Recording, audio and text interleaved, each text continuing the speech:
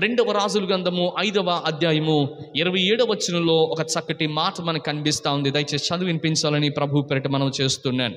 కాబట్టి నయమానుకు కలిగిన కుష్టు నీకును నీ సంతతికిని సర్వకాలము అంటియుండును అని చెప్పగా వాడు మంచి వలె తెల్లనైన కుష్ఠము కలిగి ఎలీషా ఎదుట నుండి బయటికి వెళ్ళాను. ఓకేనండి, చూడండి ఇక్కడ మనం చూడగలిగితే మూడవది మానవుని నరకానికి తీసుకుని వెళుతుంది. మొట్టమొదటిగా అని చెప్పాను, మొట్టమొదటిగా చూడగలిగితే ప్రియ దేవుని బిడ్డలారా ఏంటి? నిద్ర. రెండోదిగా చూడగలిగితే మనలో ఉన్నటువంటి చెడు కార్యం. ఇకపోతే మూడోదిగా చూడగలిగితే ప్రియ దేవుని బిడ్డలారా గమనించండి, అక్కడ ధనం. ఈరోజు చాలా మంది ధనము కోసం ఎక్కడెక్కడికో పరిగెడతా ఉన్నారు. ధనం సంపాదించాలనేటువంటి ఆశ ఉండడం మంచిదే, అది మనకి సరిపడినగా ఉంటేనే మంచిది. ఈ రోజున సరిపడలేని వారిగా సంపాదించినటువంటి చాలా మందికి తిన్నది కూడా అరగడం లేదు కదండి. ఏ సిబిఐ ఎంక్వైరీ వస్తుందో తెలియడం లేదు, ఎంత దాచారో తెలియడం లేదు కదండి. నిజంగా చూడండి, వారు ఆస్తులు సమకూర్చగలిగితే ఆస్తులు సంపాదించడం గొప్ప సంగతి కాదు, ఆస్తులు సంపాదించిన తరువాత దాన్ని దాయడం అనేటువంటిది చాలా కష్టతరమైనటువంటి పని. అందుకనే దేవుని వాక్యం చెప్పింది, మీ ధనమును మీరు కూర్చుకోకండి. ఎందుకు తెలుసా? మీ ధనాన్ని మీరు కూర్చుకుంటే భూమి మీద మీకు ఏమవుతుందో తెలుసా అండి, అది తుప్పు పడుతుంది, చెదపడుతుంది. అంత మాత్రమే కాకుండా ధనమంతా కూడా ఏమవుతుందో తెలుసా అండి, నాశనం అవుతుంది అన్నాడు. మీ ధనాన్ని ఎవరన్నా కూర్చుకోవాలనుకుంటే పరలోకమందు కూర్చుకోండి అన్నాడు. ఇప్పుడు మీ దగ్గర డబ్బులు ఏమైనా ఉన్నాయనుకోండి, మీరు వెళ్ళి సేవింగ్ అకౌంట్లో ఏం చేస్తారు, 500 1000 రూపాయలు అప్పుడప్పుడు అమ్మాయికి అబ్బాయికి వేసేస్తూ వచ్చేస్తూ ఉంటారు. ఇప్పుడు డబ్బులు ఉన్నాయి కనుక వెళ్ళి వేసేస్తూ ఉంటారు. కాబట్టి అది కొంచెం పెద్దదైన తర్వాత పెళ్ళికో దేనికో పని చేస్తాయి, లేకపోతే ఏదైనా ఖర్చుకు పని చేస్తాయని మీరు అనుకుంటున్నారు. అలాగనే ఈ రోజున మీకు 5 నిమిషాలు ఉన్నాయా, 5 నిమిషాలు ప్రార్థన చేయండి. 10 నిమిషాలు దొరికిందా, 10 నిమిషాలు ప్రార్థన చేయండి. ఒకవేళ ప్రియదేవుని బిడ్డలారా, ఒకవేళ 500 రూపాయల నోటు ఎంతైతే ఉందో, 500 నిమిషాలు దొరికినాయా, లేకపోతే 1000 రూపాయల నోటు దొరికిందా, 1000కి సంబంధించినటువంటి నిమిషాలు దొరికినాయా, మనకు దొరికిన ప్రతి నిమిషం కూడా నువ్వు ఇక్కడ పెట్టుబడి పెట్టగలిగితే, నువ్వు మోకాళ్ళు వేసి పెట్టుబడి పెట్టగలిగితే అది పరలోకమందు నీ ప్రార్థన అధికమవుతుంది. కనుక దేవుడు నిన్ను కూడా ఏం చేస్తాడో తెలుసా, దీవిస్తాడు. చాలా మంది డబ్బుని దాగడం ప్రారంభిస్తున్నారు తప్ప డబ్బుని ప్రియదేవుని బిడ్డలారా గమనించండి, అది నిన్ను పరలోక రాజ్యానికి తీసుకుని వెళ్ళొద్దు అనే విషయాన్ని జ్ఞాపకం చేసుకుని. ఎగ్జాంపుల్ మనం కూడా చూడగలిగితే మనకు అర్థమవుతుంది. ధనవంతుడు అన్ని సంపాదించాడు, నా ప్రాణమా తినుము తాగుము సుఖించమని చెప్పాడు.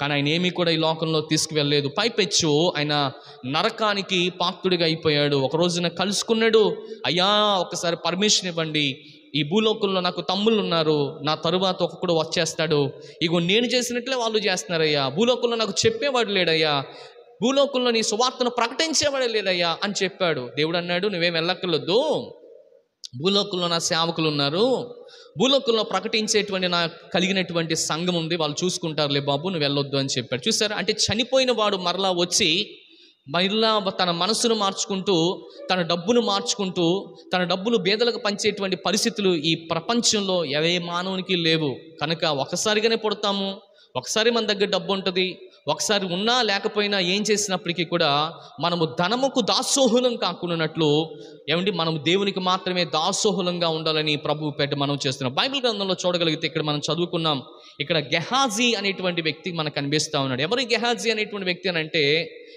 ఏలియా దగ్గర, ఏలియా గారి దగ్గర శిష్యుడిగా ఉన్నాడు.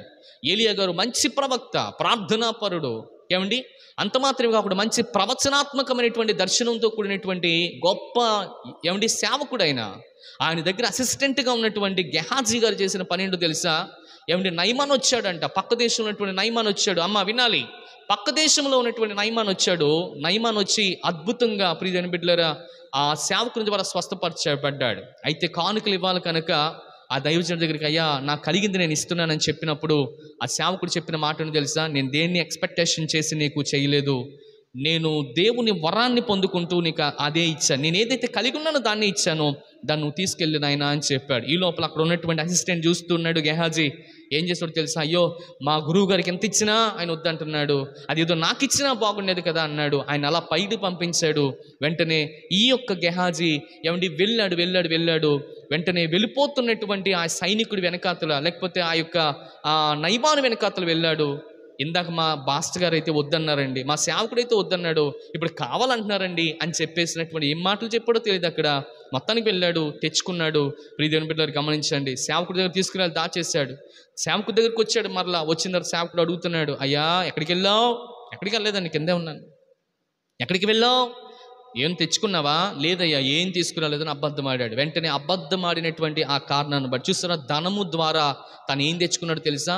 తనను కాని దాన్ని తను తెచ్చుకున్నాడు కనుక, తనను కాని దాన్ని తను అనుభవించడానికి తీసుకున్నాడు కనుక తనకు అప్పుడు వరకు లేనటువంటి కాని రానటువంటి కుష్టి రోగం తన మీదకి వచ్చేసింది.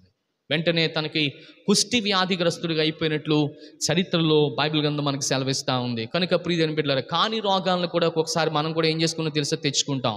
చూడండి, ఎక్కువ రోగాలు దేనివల్ల వస్తున్నాయి చెప్పమంటారా? రీసెర్చ్ చేశారు, సైంటిస్టులు రీసెర్చ్ చెప్తున్నారు. ఇప్పుడు ఎక్కువ రోగాలంట ధనం వల్లే వస్తాయంట. ధనం లేకపోవడం వల్ల వస్తున్నాయంట, ధనం ఎక్కువైపోయి కూడా వస్తున్నాయంట.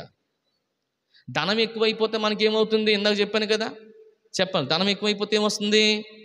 ఎవరికి ఇవ్వాలో, ఎవడు దోచుకెళ్ళిపోతాడో, ఏమైపోతుందో అని చెప్పేసి టెన్షన్ పడి బీపీలు, షుగర్లు అవి వచ్చేస్తున్నాయి. బాగా వినాలి.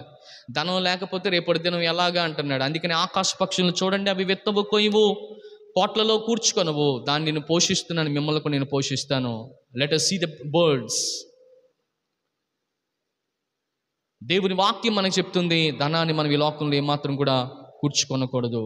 సరిపడినటువంటి ధనం ఉండటే మేలు. కనుక ఎక్కువ ధనం ఉన్నప్పటికీ కూడా ఏమండి, అది నాశనమునికి మిమ్మల్ని ఏం చేస్తుందో తెలుసా, నడిపిస్తా